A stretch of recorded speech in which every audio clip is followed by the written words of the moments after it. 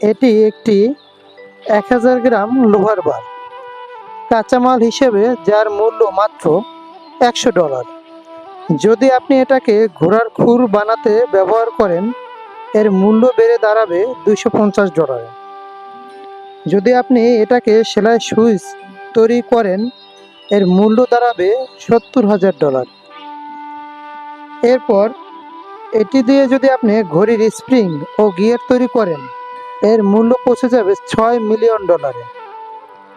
আর এটাকে যদি উন্নত প্রযুক্তির লেজার উপাদানে রূপান্তর করতে পারেন, যা কম্পিউটার চিপ তৈরিতে ব্যবহৃত হয়, তখন এই একই লোহার বারের মূল্য দাঁড়ায় $15 মিলিয়ন। আপনার প্রকৃত মূল্য নির্ধারিত হয় আপনি কি দিয়ে তৈরি তার মাধ্যমে নয়, বরং আপনি কিভাবে আপনার দক্ষতাকে বিকশিত করেন এবং তা প্রয়োগ করেন তার উপর।